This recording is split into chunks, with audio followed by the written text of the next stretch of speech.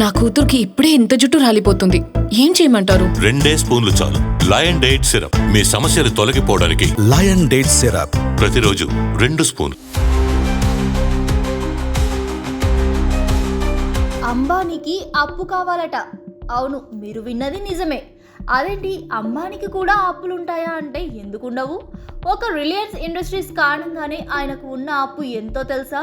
అక్షరాల 2,46,000 కోట్ల రూపాయలు. లక్షల కోట్లు సంపాదించే ముఖేష్ అంబానీకి లక్షల కోట్ల అప్పులు కూడా ఉన్నాయి. వాటిని తీర్చేందుకు బ్యాంకుల నుంచి ఆయన లోన్ తీసుకోవాలని భావిస్తున్నారట. ఈ విషయాన్ని ప్రముఖ మీడియా సంస్థ బ్లూంబర్గ్ రిపోర్ట్ చేసింది. మరో విషయం ఏంటంటే, అంబానీకి రుణాలు ఇచ్చేందుకు బ్యాంకులు ఎగబడుతున్నాయని బ్లూంబర్గ్ తన కథనంలో రాసుకొచ్చింది. 2,54,580 కోట్ల రూపాయల రుణం కోసం రిలయన్స్ ఇండస్ట్రీస్ 6 ప్రధాన బ్యాంకులతో చర్చలు జరుపుతుందని సమాచారం. 2025 నాటికి త్రైమాసికంలో ఈ రుణాన్ని మరిన్ని బ్యాంకులు లేదా పెట్టుబడిదారుల వరకు విస్తరించి అంబానీకి లోన్ ఇచ్చే అవకాశం కనిపిస్తోంది. మొదట ఈ రుణాన్ని కొన్ని బ్యాంకులు ఇస్తాయి. ఆ తర్వాత ఈ లోన్ను ఇతర బ్యాంకులు లేదా సంస్థలకు కూడా అందుబాటులోకి తీసుకువస్తారు. దీనివల్ల రుణభారం ఒకే బ్యాంకుపై కాకుండా చాలా బ్యాంకుల మధ్య డివైడ్ అవుతుంది. అంబానీ తన అప్పులను రీఫైనాన్స్ చేయాలని భావిస్తున్నారట. అంటే పాత అప్పులు తీర్చుకోవడం అన్నమాట. దీనివల్ల సంస్థ తక్షణ ఆర్థిక ఒత్తిడులను తగ్గించుకునే అవకాశం ఉంది. నిజానికి రిలయన్స్ ఇండస్ట్రీస్ క్రెడిట్ రేటింగ్ మెరుగ్గా ఉంది. రిలయన్స్ ఇండస్ట్రీస్కు Baa2తో మూడీస్ రేటింగ్ ఉంది.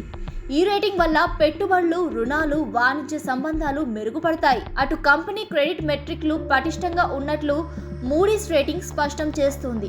బ్లూంబర్గ్ డేటా ప్రకారం రిలయన్స్ ఇండస్ట్రీస్ వడ్డీ చెల్లింపులతో సహా 2025లో సుమారు 2,46,094 కోట్ల రూపాయల రుణాన్ని కలిగి ఉంది. అయితే ఇంతకంటే ఎక్కువగా రిలయన్స్ రుణాన్ని తీసుకోవాలని భావిస్తోంది. రుణం కోసం రిలయన్స్ చూస్తున్న మొత్తం 2,54,580 కోట్ల రూపాయలు. ఇక అంబానీ కంపెనీలు ఎనర్జీ, టెలికాం, రీటైల్, టెక్నాలజీ లాంటి విభిన్న రంగాల్లో విస్తరించి ఉన్నాయి. ప్రపంచ మార్కెట్లో అంబానీ కంపెనీలకు విశ్వసనీయత ఉంది. దీంతో బ్యాంక్ భారీ మొత్తంలో లోన్లు ఇచ్చేందుకు ఏ మాత్రం ఆలోచించడం లేదు. ఒకవేళ రుణం సదరు బ్యాంకుల నుంచి ఆమోదం పొందినట్లయితే తిరిగి రిలయన్స్ ఆఫ్ షోర్ మార్కెట్ కు తిరిగి వచ్చినట్లవుతుంది. ఒకే ఏడాదిలో ఇండియా నుంచి ఏదైనా సంస్థ పొందిన అతిపెద్ద రుణ మొత్తంగా అప్పుడు రిలయన్స్ నిలవనుంది. అటు అంబానీ తన వ్యాపార సామ్రాజ్యాన్ని ముందుకు తీసుకెళ్లే క్రమంలో అవసరాల కోసం డబ్బును రుణాల రూపంలో తీసుకోవడం ఇదే తొలిసారి కాదు.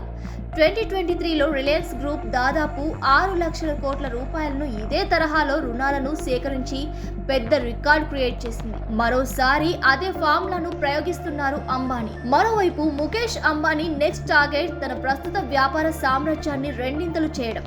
ఇదే విషయాన్ని ఆగస్టులో వాటాదారులతో జరిగిన మీటింగ్లో స్పష్టం చేశారు. రిలయన్స్ గ్రూప్ ద్వారా 2030 లోపు ఇప్పుడున్న దానికి రెండింతలు బిజినెస్ చేయాలని అంబానీ భావిస్తున్నారు.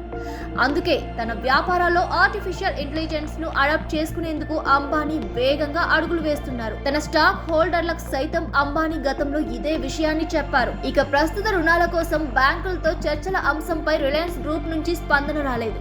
అయితే 2025 ప్రారంభంలో దీనికి సంబంధించిన ప్రకటన ఉండవచ్చని మార్కెట్ వర్గాలు అంచనా వేస్తున్నాయి.